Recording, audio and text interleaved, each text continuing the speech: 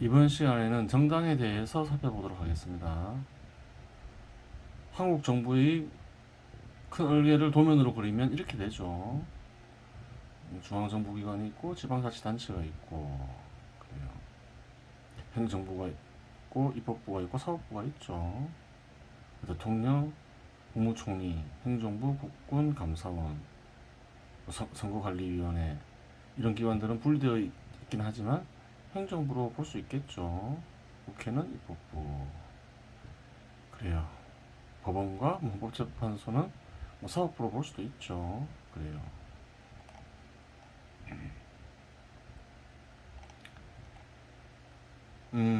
그런데 한국에서는 어떤가요? 행정부 수반인 대통령, 국회를 구성하는 국회의원들이 주로 선거로 선출되죠.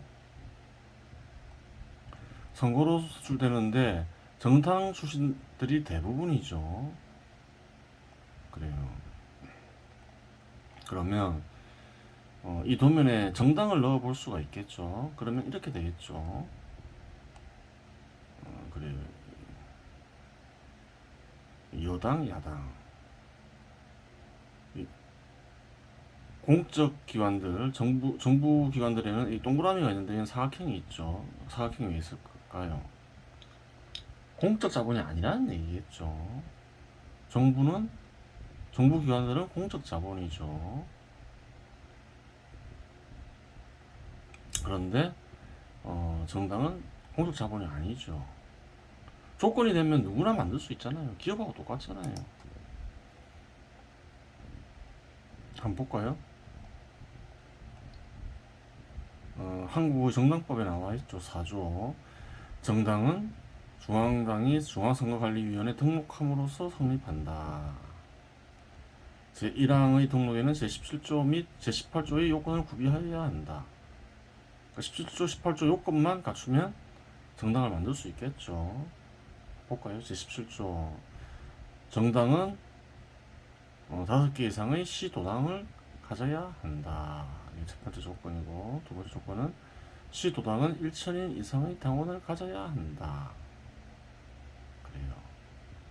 제1항의 규정에 의한 법정 당원 수에 해당하는 수의 당원은 당의 시도당의 관할 구역 안에 주소를 두어야 한다. 그래요. 사람을 모으기만 하면, 모을 수만 있으면 정당을 만들 수가 있는 거죠. 정당을 만드는 게 쉬운 건 아니에요.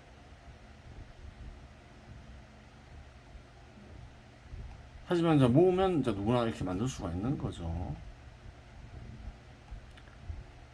그래요. 이렇게 모여서 만든 집단은, 만든 정당은 공적 자본인가요? 아니죠. 개인들이 모여서 만든 거죠.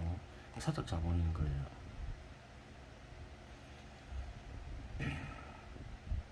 그러니까 정당에서 주요 공직자, 대통령은 주요 공직자죠. 국회의원도 마찬가지고. 그래요. 주요 공직자들을 배출하면 어떻게 되나요? 결과적으로 사적 자본이 공적 자본을 지배하는 형태가 되는 거죠. 그래요. 이게 되게 그 모순적인 현상인 거예요. 왜 그런가 하면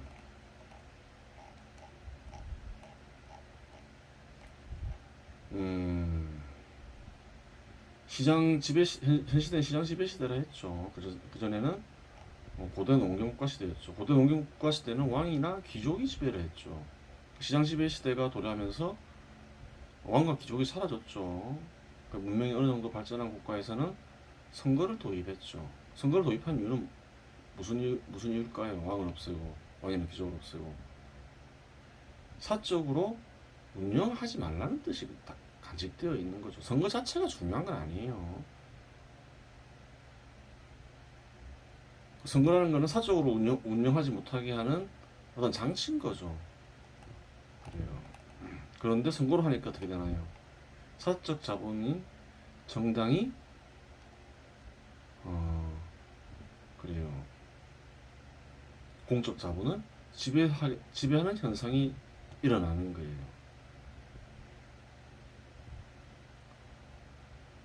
그래요.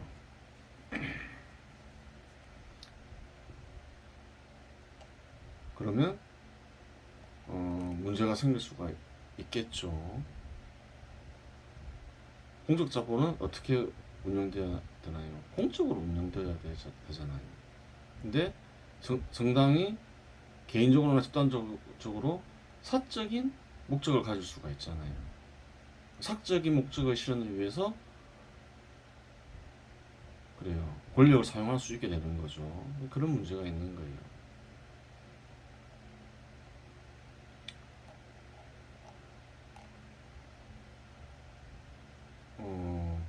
왕이 있어요. 고대 왕은 이제 그래요. 사적으로 권력을 사용할 수도 있죠. 근데 그 왕이 자기 사리 사욕을 그래 버리고 공적으로 운영을 했어요.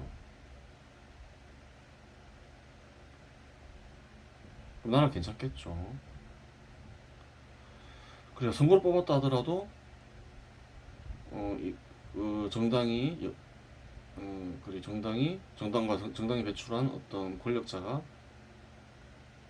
사적으로 권력을 사용했어요. 안 좋은 결과가 나오겠죠.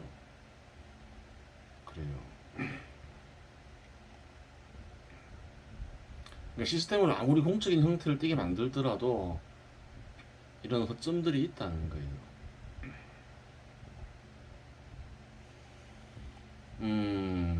하여간에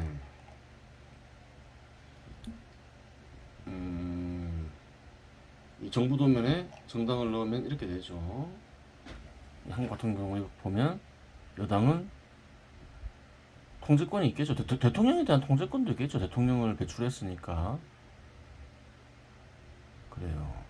그리고 국회에 대한 통제도 있겠죠. 여당 출신 국회의원들이 있으니까. 그리고 한국에서는 지방자치단체장이나 지방자치단체의 의회의 의원도 선거를 뽑죠. 그러니까 그래요. 지방자치단체 행정기관이나 의회에도 통제를 어느 정도 지닐 수 있겠죠. 야당은 어떤가요? 국회의원을 배출하면 국회에 통제를 가질 수 있죠. 뭐 지방행정기관이나 그 의회에도 통제력을 지닐 수 있겠죠. 하지만 그래요. 행정부에는 통제력이 거의 잘 미치지 않겠죠. 큰 영향은 없어요. 이렇게 통제의 선을 그릴 수가 없다는 거예요. 그러면 대통령은 이제 행정부의 통제권을 가지고 있죠. 표시해 놓은 거고.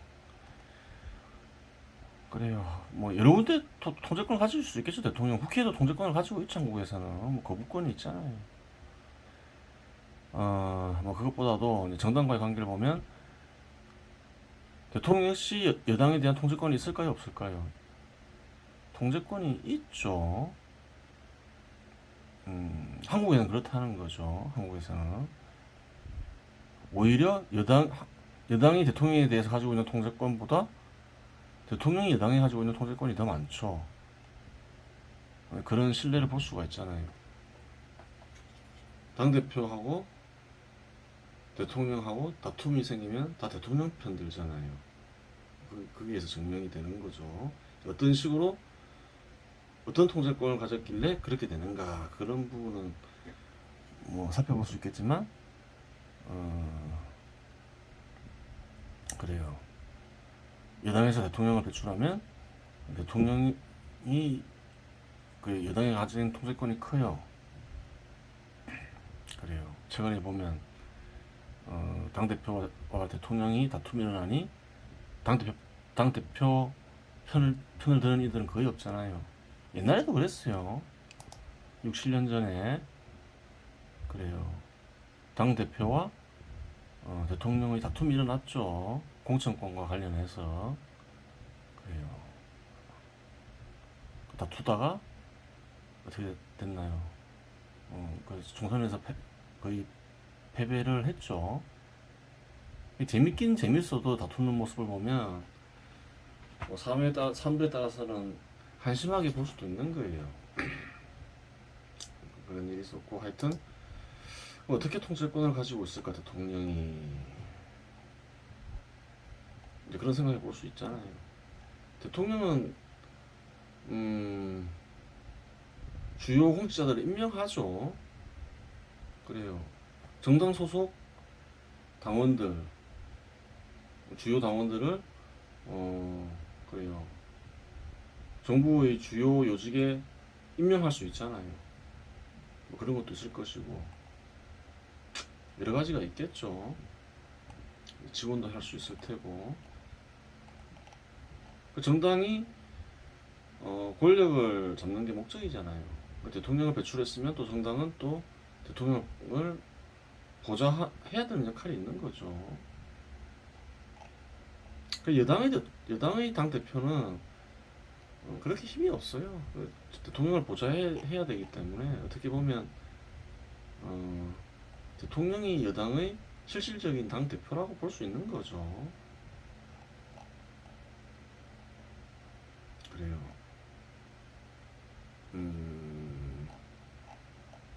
이게 이제 국민의힘 그래요. 당대표 및 최고위원 당대표 권한이 나와 있죠. 당대표는 법적 대외적으로 당을 대표하고 당무를 통할한다. 당대표는 당내 소통 확대 및 원활한 당무 수행을 위하여 정례적으로 다음 각호의 회의를 개최한다. 뭐 지휘 감독권이 있다는 거죠. 그것보다도 보면 당대표는 당직자 인사에 관하여 임명권 및 추천권을 가진다. 인사권도 가지고 있죠. 힘이 작은 건 아니에요. 그럼에도 불구하고 그래요. 대통령을 배출하게 되면 대통령의 권한보다는 여당에 대한 지배력이 약해진다. 실속은 야당의 당대표가 실속이 있는 거죠. 그래요. 한국에서는 정당에 대해서 그래 어떤가요? 뭐 모든 정당은 아니겠지만 국회의원을 배출한 정당에 대해서 많은 혜택을 주고 있죠. 원래는 혜택을 줄 필요가 있나요, 없나요? 사적 자본이라 했죠. 개인들이 모여서 만든 거니까 어떻게 보면 안 주는 게 정상일 수도 있어요. 근데 한국에서는 주고 있어요. 왜 그런가요? 뭔가 문제가 있으니까 그렇겠죠. 한번 볼까요? 예를 들어서 20명 이상의 소속 의원을 가진 정당은 하나의 교섭단체가 된다. 그렇죠. 교섭단체를 형성하게 되면 교섭단체를 형성한 정당은 뭔가 큰 혜택이 있겠죠. 예를 들어서 뭐 예산 결산특별위원회를 구성할 때도 어떤 거 교섭단체 대표의 요청으로 위원을 선임한다. 이렇게 돼 있죠. 교섭단체 의원들 위주로 예산결산특별위원회가 구성된다는 말이겠죠. 또 상임위원 어떤가요? 상임위원 역시 교섭단체 대표원의 요청으로 의장이 선임하거나 계산한다 이렇게 돼 있죠. 모든 게 교섭단체가 중심이 돼 있죠. 교섭단체별로 간사 한 명을 두고 위원장은 상임위원회 위원장은 위원회 의사일정과 계획실을 간사와 협의하여 정한다. 그렇죠. 교섭단체와 협의해서 정하는 거죠. 교섭단체를 구성하지 못한 정당은 어떻게 될까요? 그러면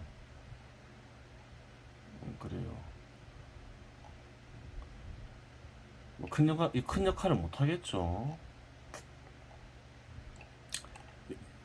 또 한국은 또 정당에 모두 정당은 아니겠지만 국회의원을 배출한 정당에게 어떤가요? 보조금을 주고 있죠. 왜 보조금을 주나요? 정치 자금과 관련한 부정을 방지하기 위해서. 그렇죠. 정치를 하다 보면 비용이 많이 들겠죠. 정치 자금을 그러니까 그 부정을 저지르지 말고 이게 보조를 해주고 있어요. 국고 보조금. 어떤 정당을 위주로 줄까요? 보조금을 지급할까요? 교섭단체에게 주로 지급하겠죠. 볼까요? 본문의 규정에 의하여 동일정당의 소속원으로 교섭단체를 구성한 정당에 대하여 100분의 50을 정당별로 균등하게 분할하여 배분 지급한다. 국고 보조금이 있으면 일단 50%는 교섭단체를 형성한 정당들에게 지급한다는 거죠. 교섭단체를 형성하지 못한 곳도 있겠죠. 예를 들어서 보조금 지급 당시 제1항의 규정에 의한 배분 지급 대상이 아닌 정당으로서 5석 이상의 의석을 가진 정당에 대하여는 100분의 5씩을 이렇게 지급한다는 거죠. 그래요. 그러면 또 남는 게 있겠죠. 남는 건 또 어떻게 지급할까요? 의석수의 비율에 따라 배분 지급한다. 이렇게 돼 있죠.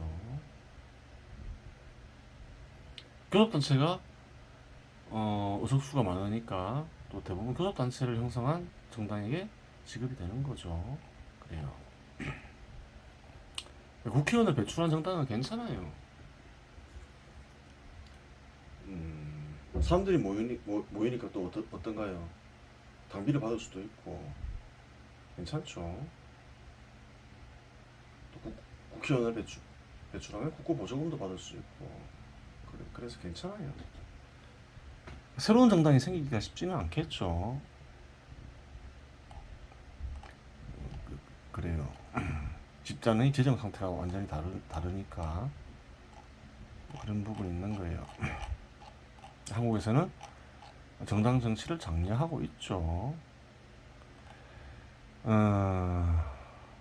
그런데 아까 얘기했지만 문제가 뭐라 했나요? 이 공적 자본이 사적으로 운영될 수 있다. 왜냐하면 정당이라는 정당 조직 자체가 사적 조직이기 때문에 그렇다. 이렇게 얘기했죠. 이러한 문제를 어떻게 해결할 수 있을까요? 이처럼 선거를 통한 민주주의 국가가 성공하는 길은 그래요. 선거권을 지닌 국민들이 좀 계몽이 많이 돼야 돼요. 이 정부는 사적으로 운영이 되면 안 된다. 그런 걸 알고 예를 들어서 이 단어를 소개했죠. 이런 목적을 지니고 이런 목적을 위해 정책을 만들고 또 정책을 실현하기 위해서 기술을 개발하는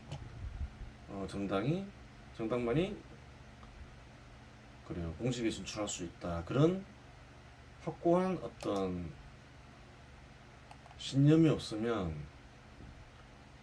그래요. 어떤 정당도 권력을 잡을 수 있으니까 이상한 일이 발생할 수가 있는 거죠. 그래요. 이제 그런 문제가 있는 거예요. 이번 시간에는 정당과 정부의 관계에 대해서 살펴보았습니다.